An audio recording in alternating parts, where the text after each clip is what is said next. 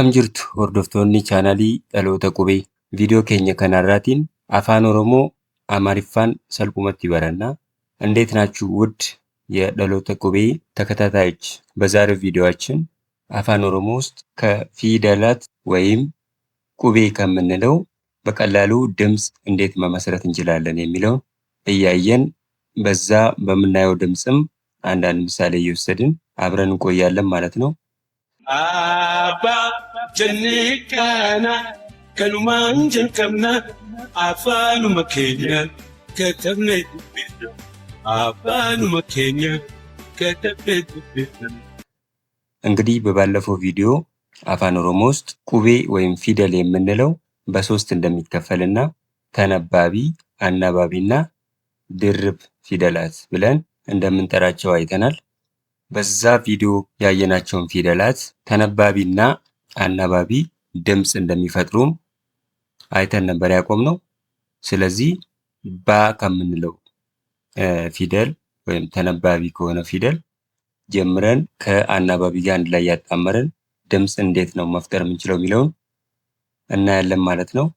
ይህ ቪዲዮ አፋን ኦሮሞ መማር ለምትፈልጉ በጣም ቀለል ባለ መንገድ ስለሚያስረዳችሁ ሙሉ ቪዲዮውን አይታችሁ አፋን ኦሮሞን በቀላሉ መጻፍ፣ ማንበብ እንዲሁም መናገር እንድትችሉ ስለሚረዳችሁ ከወዲሁ እንድትከታተሉ እንጋብዛለን።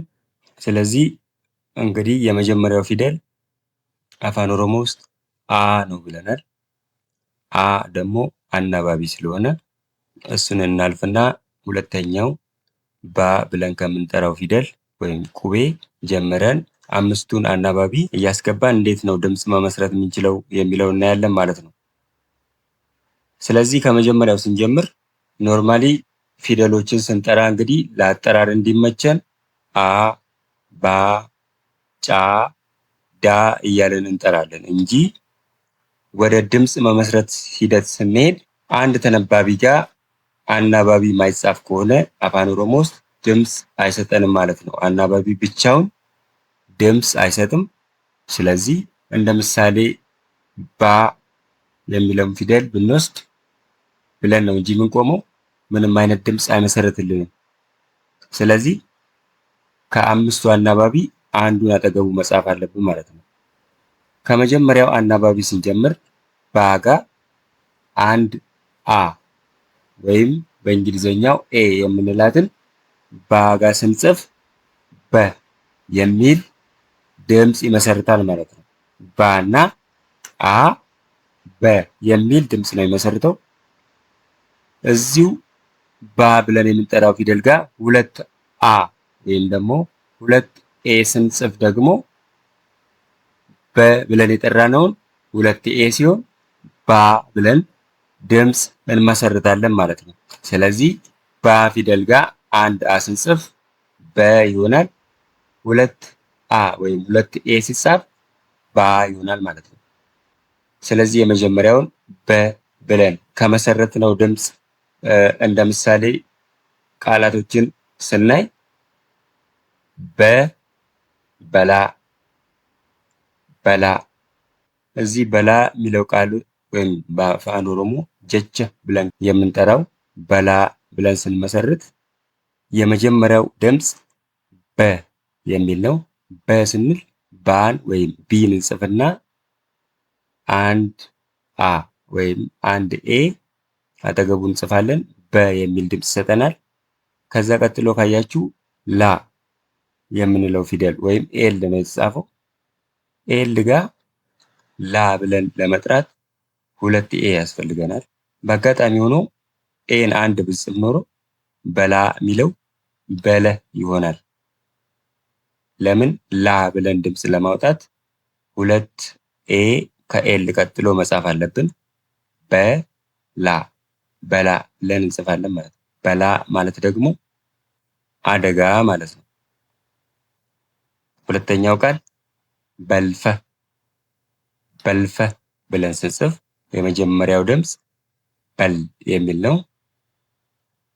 በል ብለን ስንጽፍ ባ ብለን የምንጠራውን ፊደል ወደ ድምፅ መመስረት ሂደት ስንሄድ ቅድም እንዳልነው አንድ ተነባቢ ፊደል ብቻውን ድምፅ መመስረት አይችልም ብለናል።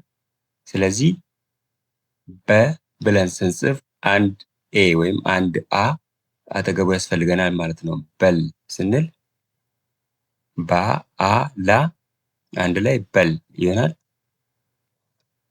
ፋ ብለን የምንጠራውን ፊደል አጠገቡ ደግሞ አንድ ኤ ወይም አ ስንጽፍ ፈ የሚል ድምፅ ይመሰርትልናል። ስለዚህ አንድ ላይ በል ፈ በልፈ ብለን እንደዚህ መጻፍ እንችላለን ማለት ነው። በልፈ ማለት ደግሞ ቆሻሻ ማለት ነው። ሶስተኛው ቃል ስናይ በረ በ ብለን ስንጽፍ በ የሚለውን ቃል ለማውጣት ባና አንድ አ ከዛ ረ የሚለውንም እንደዛው ራና አንድ አ እንጽፋለን ማለት ነው። ስለዚህ በረ ይሆናል። በረ የሚለው ቃል ወይም ጀቻ ብለን የምንጠራው አፋን ኦሮሞ ቃል ማለት ጀቻ ማለት ነው። በረ ማለት ዓመተ ምህረት ማለት ነው። ስለዚህ በቢ እና በአንድ ኤ እነኚህን ቃላት ወስደን በ ከሚለው ድምፅ ቃላቶችን መስርተን እንደዚህ ማየት እንችላለን ማለት ነው። ሁለተኛው ደግሞ አሁን በ ያልነውን ደብል ኤ ስናደርግ ባ አ አ ባ ብለን ነው ድምፅ የምናወጣው። ባ የሚል ድምፅ እንመሰርታለን ማለት ነው።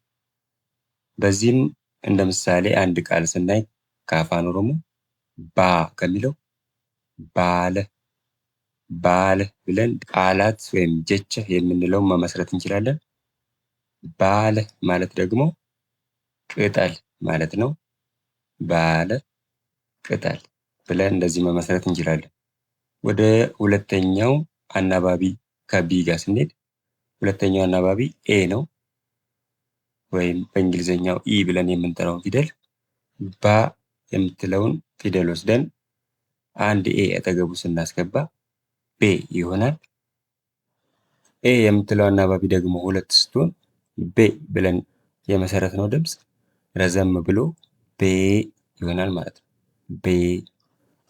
ስለዚህ አጠር ባለው ቤ ብለን ባወጣነው ድምፅ ቃል እንደ ምሳሌ ስንወስድ ቤ ከሚለው ቤልቤሌ ቤልቤሌ ብለን ቤ ብለን በአጭሩ ነው ድምፅ ያወጣነው ቤል ስንል ማለት ነው። ቤል ብለን ስንጽፍ ከቢ ቀጥሎ አንድ ኤ ከጻፍን በኋላ ከዛ ኤልን ወይም ላ የምንለውን እናስከትልና የመጀመሪያው ድምፅ ቤል የሚል ይሆናል። ከዛ ቀጥሎ ቤ ስላለን አሁንም ቢ እና ኢ ወይም ባና ኤን ስንወስድ ቤ የሚል ሌላ ድምፅ ይሰጠናል። ከዛ ደግሞ ላ እና ኤ ወይም ኤል እና ኢን ሌ ብለን ሌላኛው ሶስተኛውን ድምፅ እናወጣለን። ስለዚህ ቤል ቤሌ ብለን የአፋን ኦሮሞ ቃል እንደዚህ እንመሰርታለን ማለት ነው። ቤል ቤሌ ማለት ደግሞ ነደደ ነደደ ማለት ነው። ረዘም ካለው ቤ ከሚለው ደግሞ አንድ ቃል ወስደን እንደ ምሳሌ ስናይ ቤ ቤለ ቤለ። አሁን ቅድም ቤል ብለን የመጀመሪያውን ስንጀምር አጠር አድርገን ነበር። አሁን ደግሞ ቤ ብለን ረዘም ስለምናደርግ ከቢ ቀጥሎ ኢን ሁለት ነው የምንወስደው ማለት ነው። ወይም በአፋን ኦሮሞ ኤ የምንለው ቤ ብለን ሁለቱን ደብል አድርገን እንወስዳለን። ከዛ ቤ ለ ስንል ደግሞ ላ ስላልሆነ ያልነው ለ ነው። ስለዚህ ከኤል ቀጥሎ አንድ አናባቢ ኤ ብቻ ነው የምንወስደው ማለት ነው። ቤለ። አናባቢው ድንገት ሁለት ከሆነ ቤለ የሚለው ቤላ ይሆናል። ስለዚህ ትርጉም ያለው ቃል አፋን ኦሮሞ ስንመሰርት ቤለ ነው የሚሆነው። ቤለ ማለት ደግሞ ረሃብ ማለት ነው። ረሃብ። ወደ ቢ ስንሄድ ደግሞ ባጋ አንድ ኢ ወይም በእንግሊዝኛው አይ ብለን የምንጠራትን ስንጽፍ ባና ኢ ቢ ብለን ድምፅ እንመሰርታለን ማለት ነው። በዚህኛውም አንድ ቃል እንደ ምሳሌ ስንወስድ ቢ ቢልቢለ ቢልቢለ ብለን እንደዚህ ቃል መመስረት እንችላለን። ቢልቢለ ማለት ደግሞ ስልክ ማለት ነው። ስልክ ማለት ነው። ኢን ወይም ደግሞ አይን ደብል ስናደርጋት ደግሞ ቢ ብለን የመሰረትነው ድምፅ ረዘም ይልና ቢ ይሆናል ማለት ነው። ቢ ቢ ቢ በሚለው ደግሞ አንድ ቃል ስንመሰርት ለምሳሌ ቢ ቢፌ ቢፌ ይሄም ረጨ ማለት ነው። ባና ኦ ወይም ቢ እና ኦ ቦ ብለን እንጠራለን አፋን ኦሮሞ ውስጥ። ባና አንድ ኦ ቦ ብለን ድምፅ እንመሰርታለን። ለምሳሌ ቦ ከሚለው ቦነ ቦነ ብለን ስንጽፍ ባኦ እናደርጋለን። የመጀመሪያው ድምፅ ቦ ይሆናል። ና እና አ አንድ አ ነ የሚል ድምፅ ይሰጠናል። አንድ ላይ ቦነ ቦነ ማለት ደግሞ በጋ ማለት ነው። በጋ ይሄ ደግሞ ረዘም ሲል ቦ ቦ ይሆናል። በዚህም አንድ ቃል ስንመሰርት ቦና ቦና የመጀመሪያው ቦነ ነው። ሁለተኛው ቦና ሁለቱም የተለያየ ትርጉም አላቸው ማለት ነው። ስለዚህ ቦና ስንል ቦ ብለን ረዘም ስለምናደርግ ባጋ ሁለት ኦ እናደርጋለን። ቅድም ቦነ ስንል ነ ያልናት መጨረሻ ላይ አንድ አ ነበር ና ጋ የጻፍነው። ስለዚህ ይሄኛው ና ብለን ስለቆየን ወይም ረዘም አድርገን ስላናት ነ ሳይሆን እና ስላለን ከኤን ቀጥሎ ኤ ሁለት ይሆናል ማለት ነው። ቦና ስለዚህ ቦና ማለት ደግሞ የሚኮራ ሰው ወይም ኩራተኛ ማለት ነው። እየገባችሁ ነው? ደጋግመን ምሳሌ እየወሰድን ስናይ በቀላሉ ይገባችኋል። ስለዚህ ወደሚቀጥለው እንሄዳለን። ባና የመጨረሻው አናባቢ ኡ ነው ከአምስቱ ማለት ነው። ባና አንድ ኡ ቡ የሚል ድምፅ ይሰጠናል። በዚህ ድምፅ ደግሞ አንድ ቃል ከአፋን ኦሮሞ ስንወስድ ቡ ቡነ ቡነ ብለን ስንጽፍ ባጋ አንድ ኡ እንጽፍና የመጀመሪያውን ድምፅ ቡ የሚል እንመሰርታለን። ከዛ ቀጥሎ ና ወይም ኤን ብለን የምናነበው አ ወይም ኤ ኤን እና ኤ ነ ብለን ነው አፋን ኦሮሞ ውስጥ የምናነበው። ስለዚህ ቡ ነ ቡነ ቡነ ማለት ደግሞ ቡና ማለት ነው። ይሄው አናባቢ ደግሞ ሲረዝም ቡ ቀደም ቡ ብለን የነበረው ቡ የሚል ድምፅ ሰተናል። በዚህም አንድ ቃል ከአፋን ኦሮሞ ስናይ ቡ ቡሲ ቡሲ ቡሲ ስንል ቡ ብለን ረዘም አድርገን ስለምንጠራ ከቢ ቀጥሎ ዩ ሁለት እንወስዳለን። ከባ ቀጥሎ ኡ ሁለት እንወስዳለን ማለት ነው። ቡ ከዛ ሲ ስንልም ሲ ብለን ረዘም ስለምናደርግ ከኤስ ቀጥሎ ኢ ወይም አይ ሁለት ይሆናሉ። ቡሲ ቡሲ ማለት ደግሞ መዋጮ ማለት ነው። ስለዚህ የድምፅ አመሰራረት አፋን ኦሮሞ ውስጥ እንደዚህ ነው ማለት ነው። እዚህ ጋር አማርኛ ውስጥ ካያችሁ አንድ ቃል ሲረዝምም አጠር ብለንም አጠር ብሎም ረዘም ብሎም ሲነበብ አንድ አይነት ነው። አፋን ኦሮሞ ውስጥ ግን ሲረዝምም አንድ ቃል አጭር ነው ረዥም ነው የምንለው አናባቢው ደብል ተደርጎ ሲጻፍ ወይም በሲንግል ሲጻፍ ነው።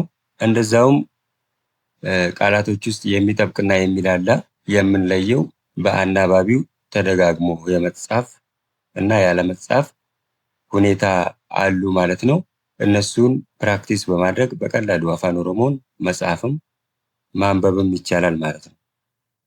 ስለዚህ የዛሬውን ቪዲዮ እዚህ ላይ እናቆምና በቀጣይ የተለያዩ አናባቢዎችንና ተነባቢዎችን አንድ ላይ ድምፅ እየመሰረትን በዛውም አፋን ኦሮሞ ቃላቶችንም እንደ ምሳሌ እየወሰድን አብረን የምንቆይ ይሆናል ማለት ነው። ይህንን ቻናል እንግዲህ ቀጣይ እንደዚህ አይነት ቪዲዮ ለማግኘት ሰብስክራይብ ሳታደርጉ ከሆነ እያያችሁ ያላችሁት ሰብስክራይብ ማድረግ አለባችሁ። ጓደኞቻችሁ ጋር ደግሞ በቀላሉ እንዲደርስ ላይክ እና ኮሜንት አድርጉልን። በቀጣይ እስከምንገናኝ መልካም ጊዜ። ዋኑ ወሊን ቱርተኒፍ ገለቶማ። ባይ ባይ።